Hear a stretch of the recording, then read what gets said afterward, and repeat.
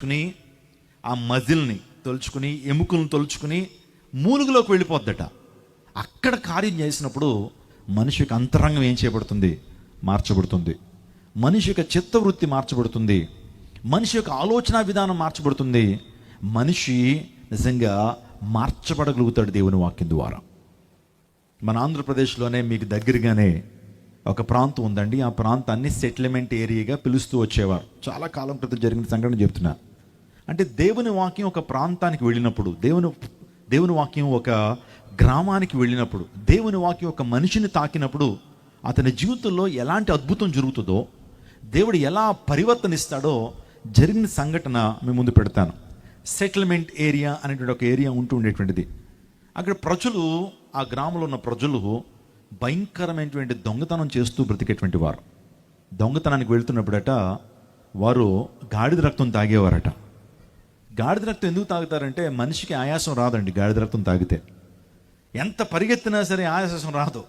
అందరూ ఇప్పుడు దొంగతనానికి వెళ్ళే ముందు ఏం తాగేవారు? వాళ్ళు ఎవరన్నా పరిగెత్తించినా పట్టుకోవడానికి ప్రయత్నం చేసినా దొరికేవారు కాదు. అందరూ ఇప్పుడు గాడిద రక్తం తాగేవారు. ఒంటికి బాగా నూనె పూసుకుని వెళ్ళేవారు.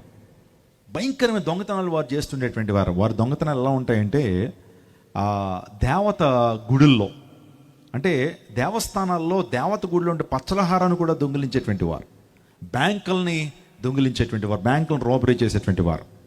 అలాంటి పరిస్థితుల్లో ఆ ప్రాంతం ఉండేటువంటిది.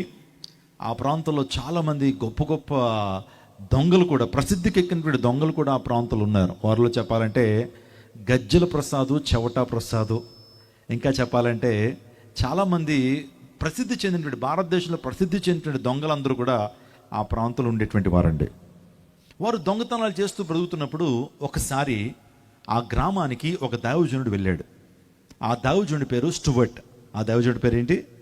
స్టూవర్ట్ అనేటువంటి దైవజనుడు ఆ ప్రాంతానికి వెళ్ళి దేవుని యొక్క సత్యాన్ని, దేవుని వాక్యాన్ని ప్రబోధించాడు. నా ప్రియ సెటిల్మెంట్ ఏరియా ప్రజలారా, మీరు ఎంతకాలం ఈ పాపంలో జీవిస్తారు? ఎంతకాలం శాంతి లేకుండా బ్రతుకుతారు?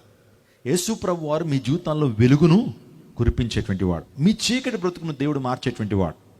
యేసు ప్రభు ఈ లోకానికి వచ్చి ఒక మతాన్ని స్థాపించడానికి రాలేదు. Jesus Christ did not come to this world to establish any religion, but he came to this world to establish piece among people. ప్రజల హృదయంలో శాంతినివ్వడానికి యేసుక్రీస్తు ప్రభు ఈ లోకానికి వచ్చారు అని సువార్త ప్రకటిస్తున్నాడు. అసలు దేవుడు ఎవరు? మనిషి ఎవరు? దేవునికి మానవునికి మధ్య ఉన్న సంబంధం ఏంటి? ఆ దేవుడు ఎందుకు నరావతారిగా రావాలి? అసలు పాపం అంటే ఏంటి?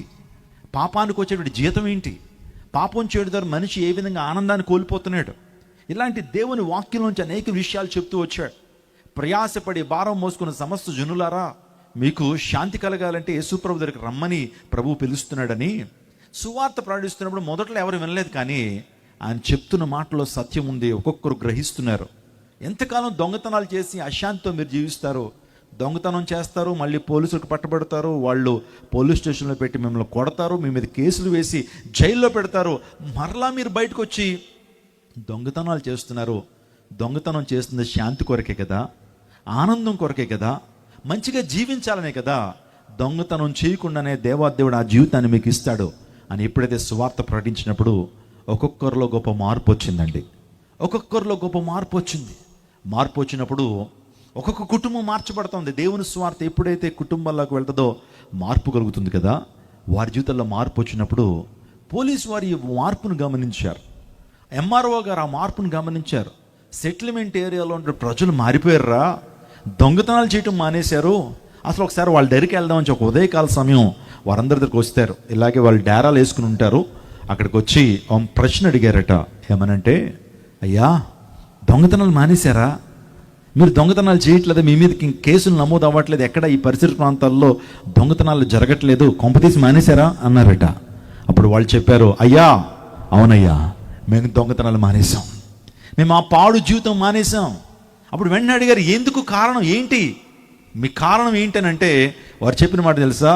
యేసు ప్రభువుని మేము నమ్ముకున్నామండి, దొంగతనాలు మానేశాం అన్నారు. గట్టిగా చప్పలు కొడుతూ దేవుని నామాన్ని మహింపరచండి. మేము యేసుక్రీస్తు ప్రభువుని విశ్వసించాం. మేము యేసుక్రీస్తు ప్రభువులో యందు విశ్వాసం కలిగి ఉన్నాం. దేవుడు మాకు మారు మనసునిచ్చాడు, పాపం అంటే అసహ్యతనిచ్చాడు. మేము మారామంటే, నేను ఈ స్టోరీని చాలా చిన్నగా చెప్తున్నాను. అప్పుడు వాళ్ళు అడిగారు, అయితే మీలో ఇంత గొప్ప మార్పు వచ్చింది కాబట్టి మీ ప్రాంతానికి ఇంకా సెటిల్మెంట్ ఏరియా అని పేరు తీసేసి ఏదైనా మంచి పేరు పెడతాం, మీలో ఇంత పరివర్తన వచ్చింది, మంచిగా ఆలోచన చేస్తున్నారు, దొంగతనాలు మానేశారు కాబట్టి మీ ప్రాంతానికి ఒక మంచి పేరు పెడతాం, ఏ పేరు పెట్టమంటారని అడిగారు. అప్పుడు వెంటనే వారందరూ కూడా చర్చించుకుని మా ప్రాంతానికి దైవజనుడైనటువంటి స్టూవర్ట్ గారు వచ్చారు. యేసు ప్రభు సువార్తను మాకు అందించాడు, మాలో గొప్ప మార్పును తీసుకొచ్చాడు. అసలు జీవితం అంటే ఏంటో మాకు అర్థమైంది బైబిల్ని ఎప్పుడైతే విన్నప్పుడే, దేవుని వాక్యాన్ని విన్నప్పుడే. అందుని బట్టి మా ప్రాంతానికి వచ్చిన దేవుని సేవకుడు మా జీవితాన్ని పరోక్షంగా ఆయన మార్చాడు. కాబట్టి మా ప్రాంతానికి ఆయన పేరే పెట్టండి అని చెప్పి మీరు చూస్తున్నారు. ఆ ప్రాంతానికి స్టూవర్ట్పురం అని పేరు పెట్టారు. గట్టిగా చప్పలు కొడుతూ దేవుని అనుపరచండి. స్టూవర్ట్పురం ఈరోజు మీరు చూస్తున్నారు స్క్రీన్లో. స్టూవర్ట్పురం ఆ ప్రాంతము ఒకప్పుడు సెటిల్మెంట్ ఏరియా. ఆ ప్రాంతంలో చాలామంది గజదొంగలు, అబ్బాఖాన్ అనేటువంటి ఒక గజదొంగ గురించి మీతో చెప్పాను నేను. ఆ వ్యక్తి సింహాచలం అనేటువంటి పుణ్యక్షేత్రంలో దేవత మెడలో ఉన్నటువంటి పచ్చలహారం దొంగిలించినటువంటి ఆ గొప్ప దొంగ. ఆ వ్యక్తి కూడా మారాడు. ఆ కుటుంబం ఈ రోజున దేవుని సేవలు ఉన్నారంటే యేసుక్రీస్తు గొప్పతనము, దేవుని వాక్యానికి ఉన్న గొప్పతనం మీరు ఆలోచన చేయండి. ఆ తర్వాత ఆ స్టూవర్ట్పురం గురించి చాలా కథనాలు మనం టీవీ 9లో చూస్తాం. ఆ తర్వాత సినిమాలు కూడా వచ్చేస్తున్నాయి. ఇక రీసెంట్గా ఒక సినిమా కూడా వచ్చేసిందట, స్టూవర్ట్పురంలో ఉన్నటువంటి ఒక వ్యక్తి. నెక్స్ట్ స్లైడ్ చూపించండి ఒకసారి. స్టూవర్ట్పురంలో ఉన్నటువంటి వ్యక్తి. Next slide. ఓకే, సో మీరు చూస్తున్నారు ఈ వ్యక్తి టైగర్ నాగేశ్వరరావు అనేటువంటి ఒక గజదొంగ కూడా ఆ ప్రాంతంలో ఉండేటువంటి వాడు.